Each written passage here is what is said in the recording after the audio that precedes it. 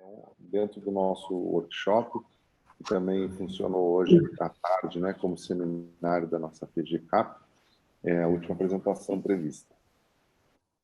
Vamos lá, então. Boa tarde, meu nome é Fabiano, os orientadores aí do projeto de tese de doutorado é o Dr. Elcio e o professor Rui, que os dois são do IEAV, né, trabalham comigo lá. O trabalho é a primeira etapa, né, do começo de uma pesquisa, então são os primeiros resultados, e aí nós dividimos o projeto aí de pesquisa em alguns tópicos, e esse primeiro tópico seria a primeira parte do processo de calibração, que é a parte de medição de pontos, né? E essa parte é a parte mais onerosa do processo de calibração, porque são dezenas de pontos, ou até, dependendo do sensor, centenas de pontos, e toda vez que eu vou fazer uma calibração de um sensor, eu tenho que fazer essa medição aí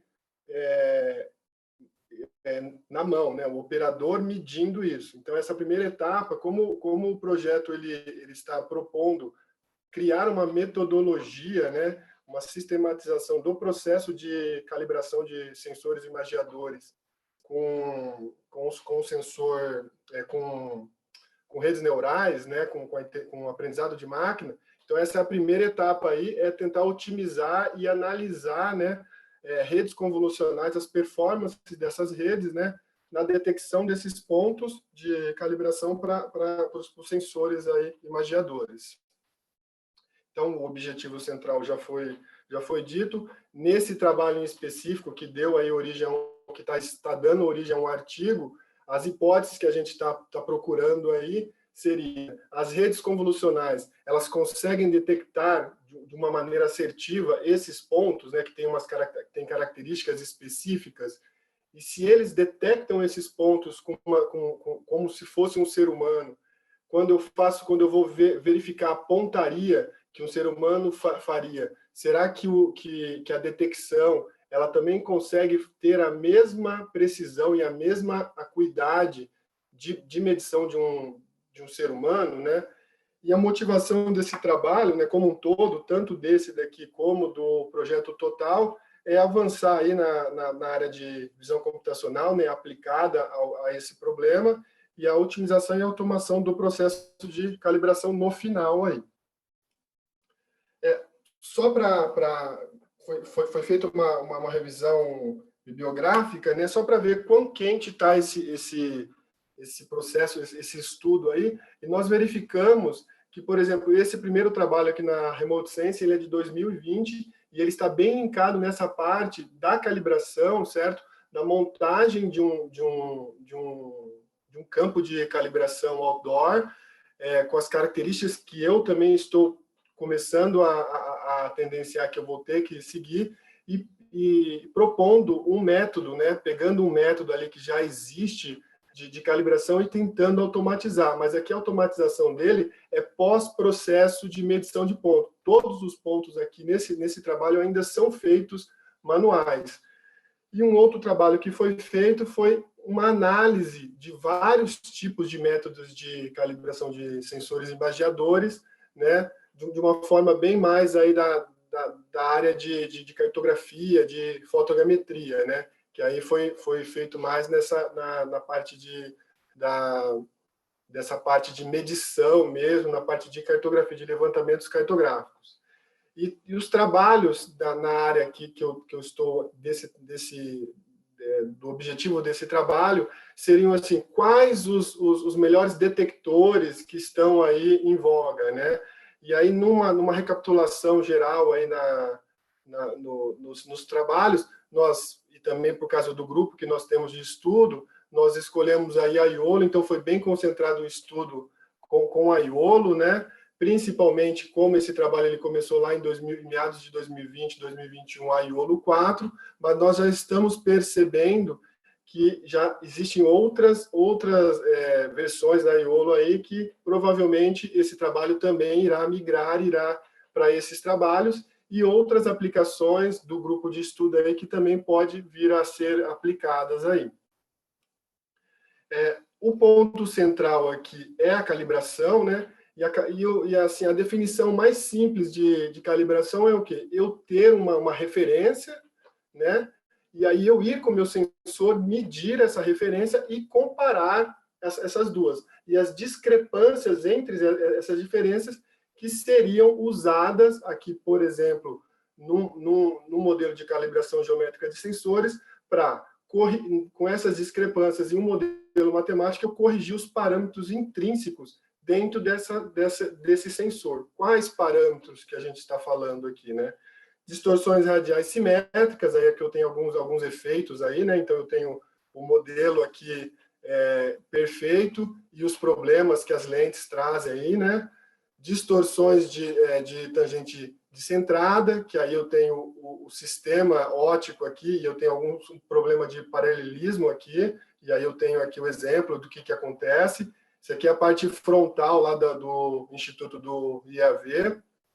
Distorções de afinidade, então eu tenho alguns problemas na formação da imagem, né? Eu teria que ter um frame específico, que vem especificado pelo produtor, e eu vejo que a imagem não condiz a isso. Eu tenho um cisalhamento aí, né, da construção do quadro focal, então eu tenho esse ângulo aqui que eu consigo obter, e o efeito dele na imagem, isso é um parâmetro que seria calculado. Eu tenho o problema do ponto central, do ponto principal, né, que é o deslocamento aqui entre o centro da imagem e o centro óptico do sensor. Então, esse parâmetro também vai ser obtido através do processo de calibração. E a calibração da focal. Então, eu tenho uma focal nominal, né, que eu consigo calcular uma nova focal e ver ali as discrepâncias e corrigir essa focal. Então, todos esses parâmetros corrigidos, depois eu consigo esses parâmetros, esses novos parâmetros, por exemplo, para gerar ortofotos e corrigir os problemas ópticos que teriam nas imagens brutas, né?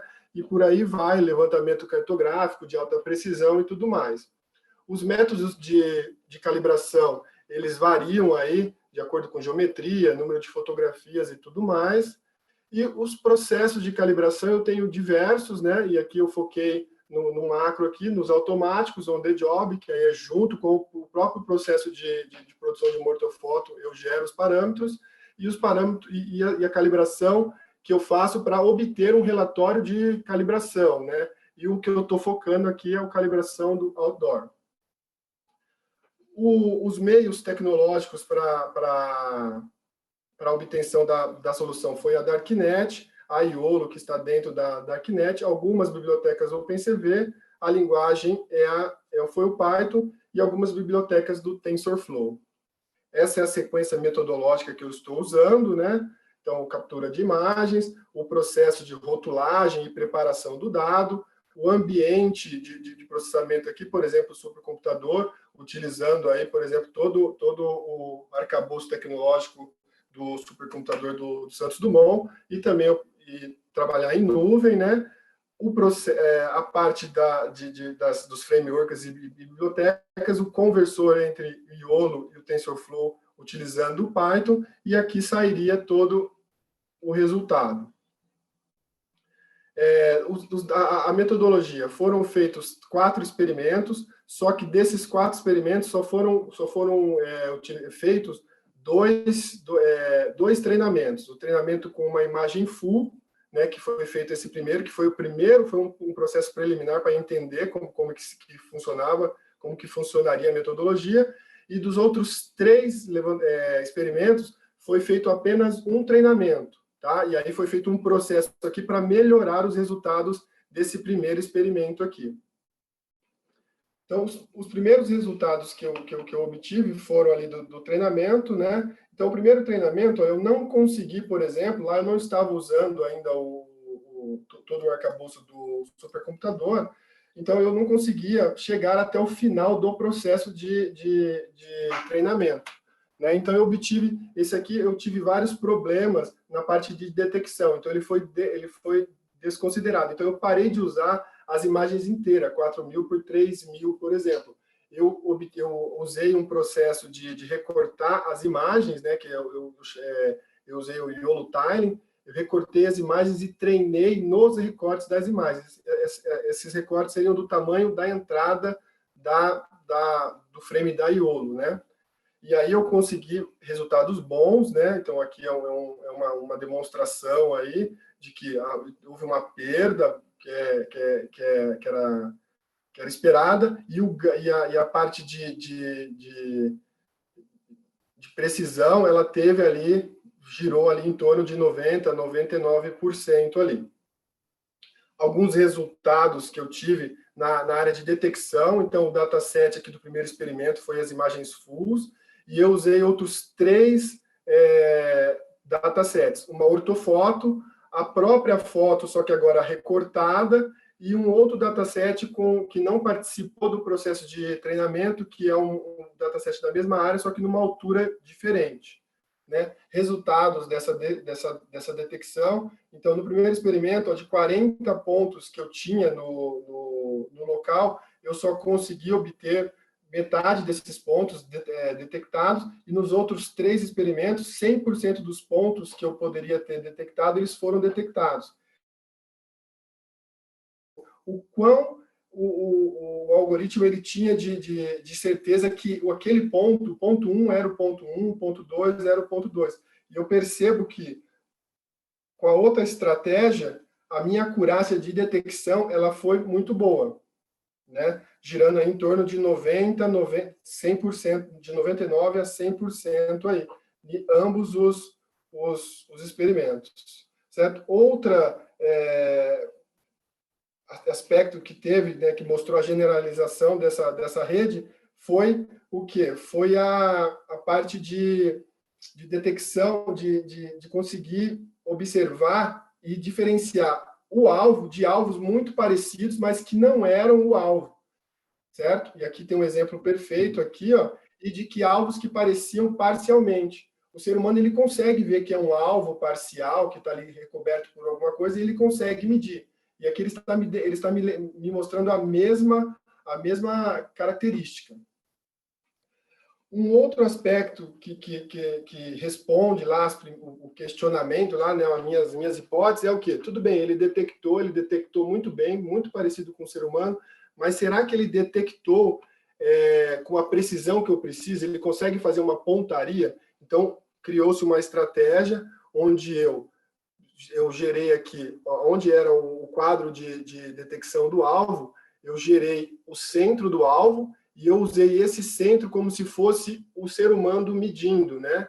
E manualmente eu gerei o centro geográfico do alvo e comparei a diferença entre a detecção automática com a detecção manual, né? E aqui estão os resultados dos mesmos 5 alvos que eu tive lá, eu mantive os mesmos 5 alvos, dos três experimentos, né, dos 3 últimos experimentos, que foram os que deram os melhores resultados, e aí eu observei que nos 2 primeiros experimentos, que seriam realmente os reais, que é onde eu estava com a imagem bruta e tudo mais, eu tive erros, e aqui já está na parte centimétrica, subpixel.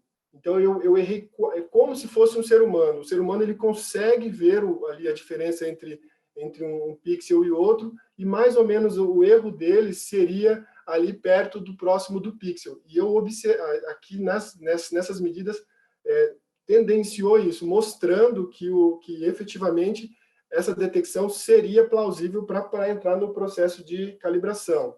Já no mosaico, eu tive um erro maior, mas esse erro aqui, ele se deu por causa essa imagem ela já passou por um processo de ajuste, e isso pode ter diferenciado aí no resultado final.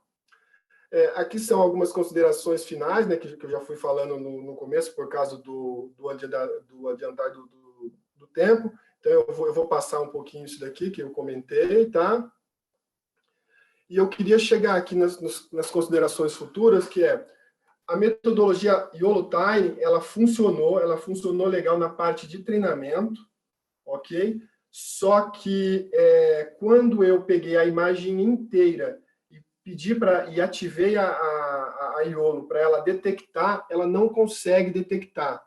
E aí o que foi observado é que, como a imagem inteira ela está na resolução total dela, né, no tamanho total dela, quando ela vai entrar para ser apresentada para o frame de entrada da iolo, que é 416 por 416 pixels,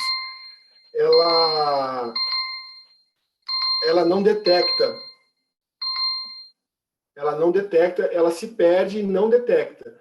Nós observamos que porque pelo tamanho, nós chegamos numa conclusão que pelo tamanho do meu alvo, né, quando ela vai fazer a compressão das 4.000 por 3.000 para 416 para 416, o que acontece? Os meus alvos eles desaparecem, né, por causa da resolução. Isso atrapalhou na detecção. Então, eu teria que ter outras estratégias, né? E aí estão sendo estudadas outras estratégias aí para a parte de treinamento e depois se apresentar a imagem inteira para observar essas resoluções.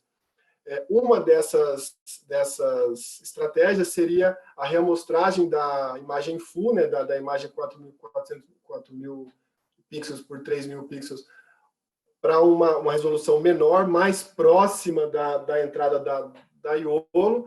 Ela não foi testada ainda nesse processo, mas ela já foi testada no nosso grupo de estudo, e deu bons resultados. Então, isso aqui vai ser uma estratégia que vai ser usada aí para se observar se, quando eu apresentar imagens inteiras, sem recorte, mesmo treinando elas com recorte, porque ela fica mais fácil de treinar, se ela consegue reconhecer. Quanto a processar em ambientes próprios, né, a gente observou aí no decorrer de todo o workshop que é melhor você ter os recursos, por exemplo, como o projeto IDIPS, junto com o supercomputador, ele propiciou para o grupo, é melhor, porque você tem ali todo o arcabouço, né, de processamento, tempo de processamento, você não fica dependente de terceiros. Então, isso é muito relevante. E um outro aspecto que também vai ser testado, aí possivelmente vai se migrar, para a iolo 7, para a versão 7, porque em meus estudos preliminares e alguns experimentos aí que já foram feitos no grupo, ela mostra que o desempenho dessa rede é melhor, né? O próprio autor ele mostra que 120% mais rápido do que a iolo 4. Então, possivelmente, esse trabalho também vai ser testado na iolo 4 e também testado outras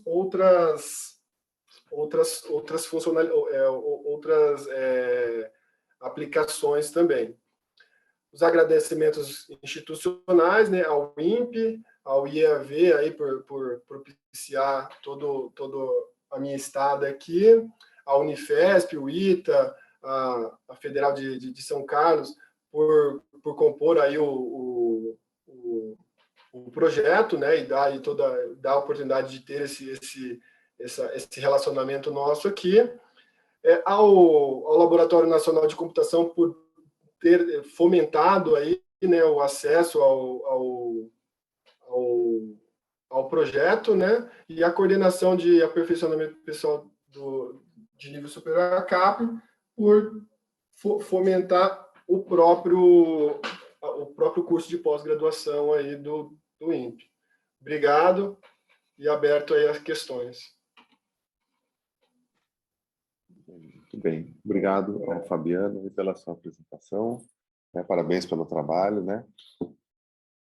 Pela colaboração também com toda a equipe. Eu estou vendo se tem alguma pergunta. Eu acredito que pelo chat eu não vi nenhuma pergunta aqui.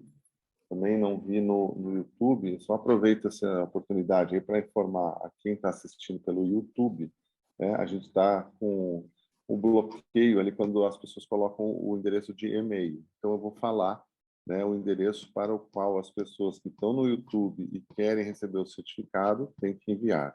Né? É Mateus, mateus.miranda@imp.br. Certo? Então, só mandar o e-mail para o Mateus informando a participação, né? Claro, a gente vai conferir ali pelo YouTube para poder emitir certificado da participação aí no nosso workshop. Mas ao Fabiano, só tenho uma dúvida aqui, que quando ele comentou, Fabiano, você comentou sobre algum dos resultados vamos dizer assim, da confusão entre alvos muito semelhantes, né? Eu só queria confirmar, porque no fim eu não compreendi bem essa parte. Se esses alvos, eles, além de semelhantes visualmente, eles eram próximos geograficamente ou foi distribuído isso, talvez por conta da quebra da imagem, né, em pequenos pedaços?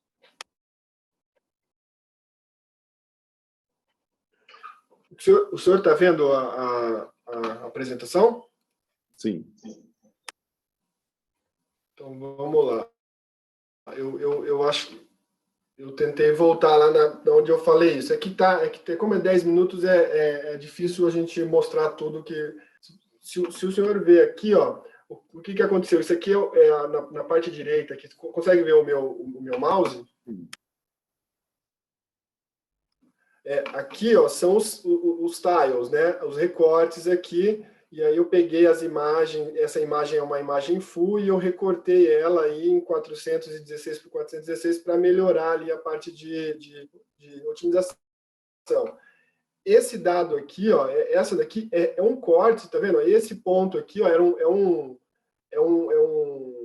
uma tampa. Eu usei os alvos aqui, foi adaptado, né? Porque ainda a gente não criou o campo de calibração realmente, como será o campo de calibração. Então, aqui, ó, esse aqui é um tipo de... Tá redondo, né? Mas ele tem a mesma cor, ele é quase do mesmo tamanho, ele está do lado aqui. Isso aqui nós não temos aqui 1 metro de diferença aqui, ó. E o outro é quadrado. Os meus pontos, eu sempre peguei assim, os PVs quadrados seriam os meus pontos. E os outros pontos seriam os pontos que ele poderia errar, né? Ele é redondo, ele está próximo, ele é quase do mesmo tamanho. Facilmente eu poderia apontar ele lá como um erro, né?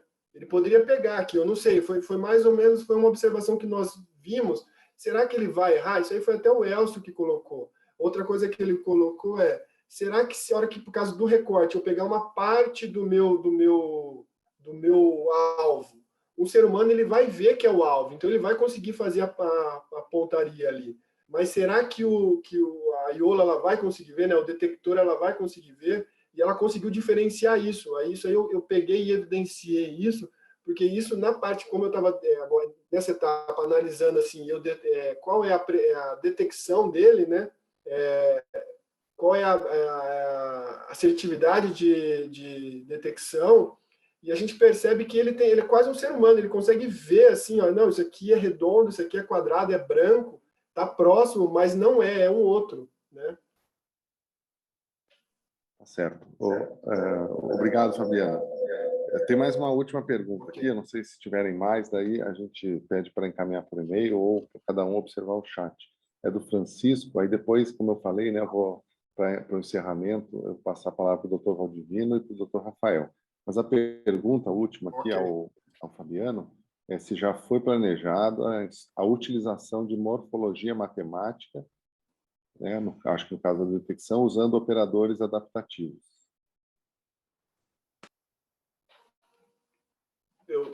Para a parte de detecção dos pontos, é isso? Sim, sim. Não foi, não tem essa estratégia. Como a gente está nessa de mexer com redes convolucionais, né? Então a gente abordou só isso. Existe uma outra possibilidade aí que nós estamos conversando, por exemplo, com o Bruno Dantas, que apresentou agora de manhã, de pegar a parte que ele está estudando e tentar adaptar junto com a Iolo para melhorar na parte de precisão da pontaria, né? De tentar usar uma outra técnica, mas essa parte morfológica, não. Matemática, não. Mas é uma ideia, né? Eu vou estudar isso daí, vou ver o que é, né? Que eu não tenho conhecimento assim, de aplicação, nunca vi essa aplicação para detecção de pontos, de pontos de controle, mas daria uma olhada para ver, porque pode ser uma alternativa. Que agora nós estamos bem no processo de estudar possibilidades para automatizar isso, né? Tá bem. Tá bem. Obrigado, Fabiano. Com isso a gente encerra aí a participação do Fabiano. Parabéns pela apresentação. Para finalizar, então, o nosso workshop, também o seminário, né? Retomando a questão do e-mail, para quem está no YouTube, mateus.miranda@inp.br. Eu vou agora encerrar a minha participação, passar a palavra, então, para o Dr. Valdivino, né?